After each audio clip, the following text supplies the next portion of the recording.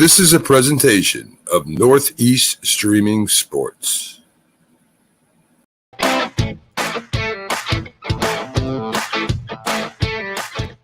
guys, Keith Engel, TGI Sports Talks with our weekly vlog. I'm going to talk today a little bit about Pat Riley. This week in NBA history, May 31st, what was the date? May 31st, 1991, Pat Riley was hired as the head coach of the New York Knicks. Now, let's remember something. When Pat Riley, well, first of all, Pat Riley, when he got to the Knicks, had already established himself as one of the greatest coaches in NBA history. I mean, he'd already won championships with the Lakers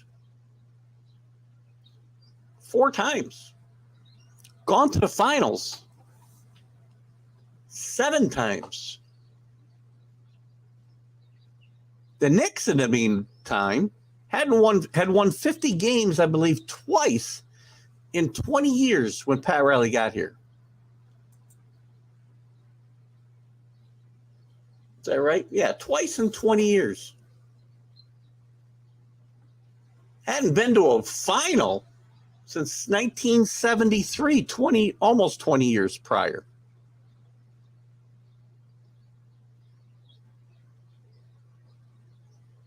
Hadn't reached a conference final in almost as long, the year after that last finals appearance where they won.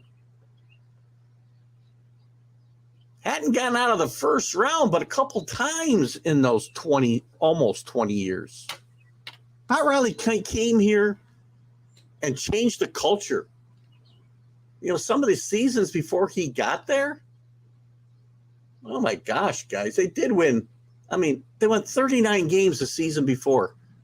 They did win 45 and 52 under Rick Pitino and then Jackson.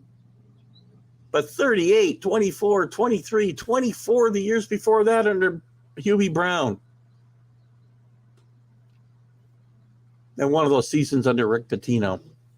Bringing Pat Riley in here changed the entire dynamic. And it's very funny because when he came in here, I know Knick fans, and I was, what was I in 1991? 31 years old.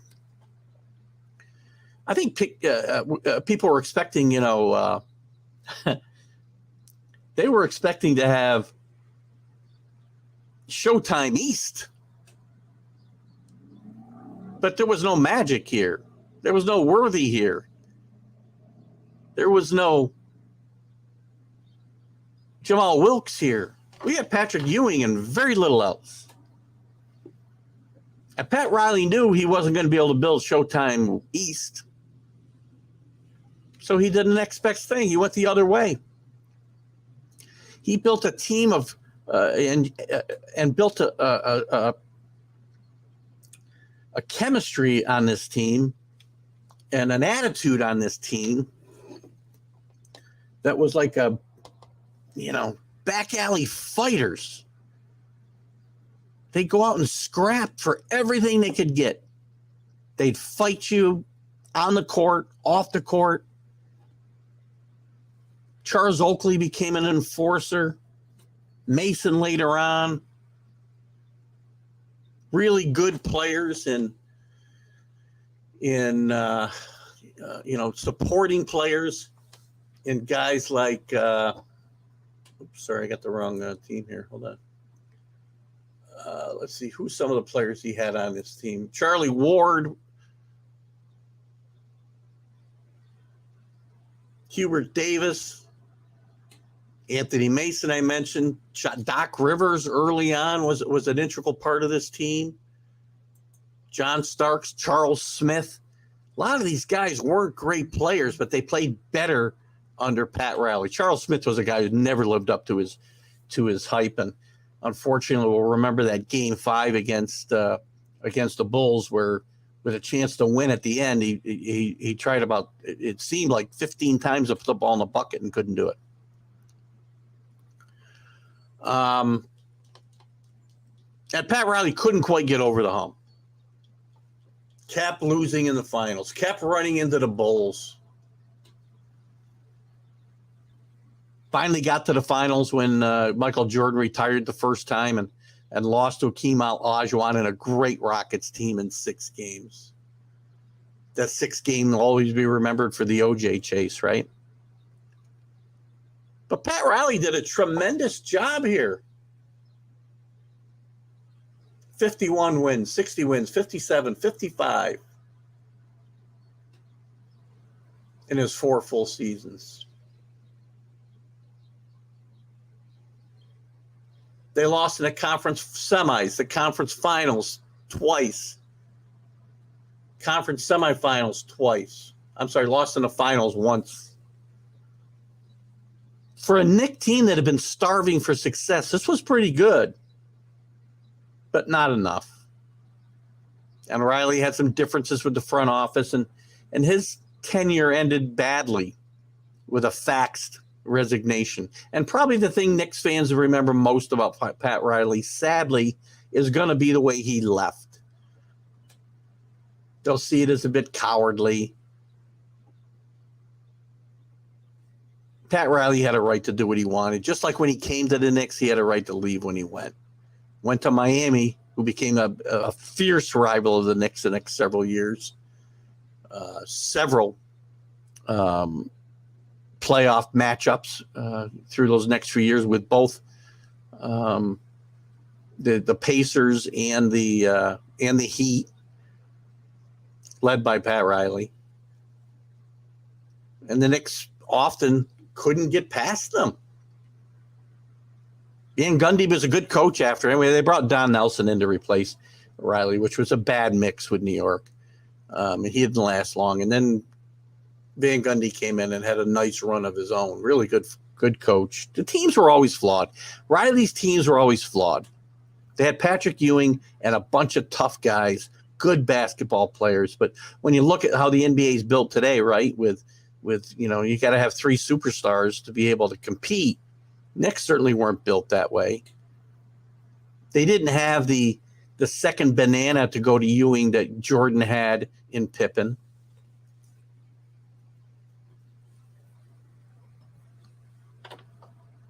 Again, Charles Oakley's a great player. Not Scottie Pippen. Sorry, Charles. John Starks. Nice player. Not as good as the guys overall that the Bulls threw out there. And they had a pretty good coach of their own in Phil Jackson. But Pat Riley coached great with the Knicks. He turned this team around. This team had no identity. Hadn't had one really in 20 years when you think about it. And Pat Riley changed that almost overnight. Literally, it was overnight. Pat Riley went on to coach the Heat and did just as well. Turned a bad team into a good one. Won 42 games his first year there. Then he won 61 and 55, 33 in a strikes shortened season.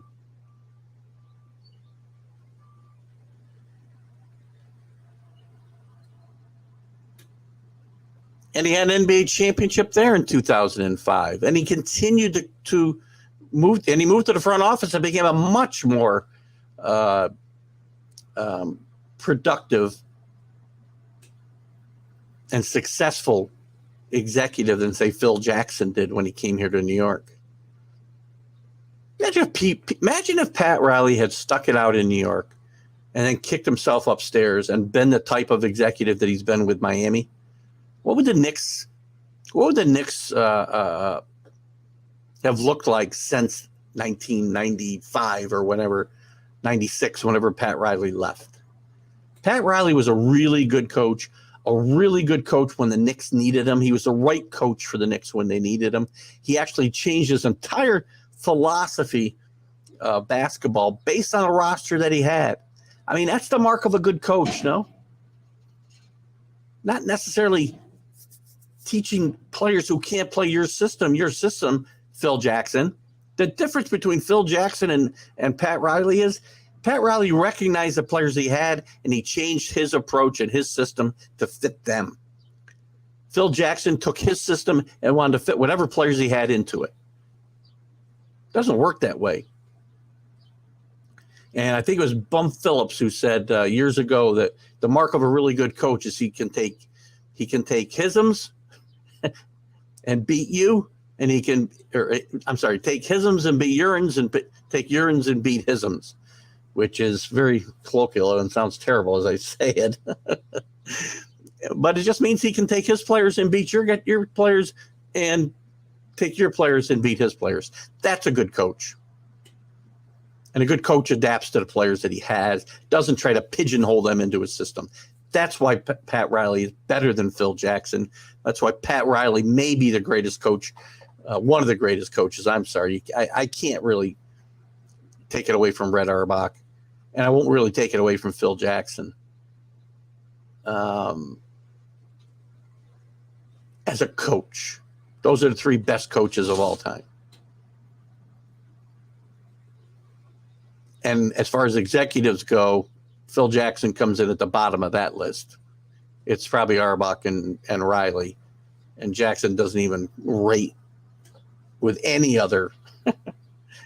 He doesn't rate on the executive level at all. Anyway, just wanted to talk about Pat Riley for a few minutes on this week where it was the anniversary of him becoming the Knicks coach. And it was a turnaround in Knicks history. And I know as a Knicks fan, I was excited.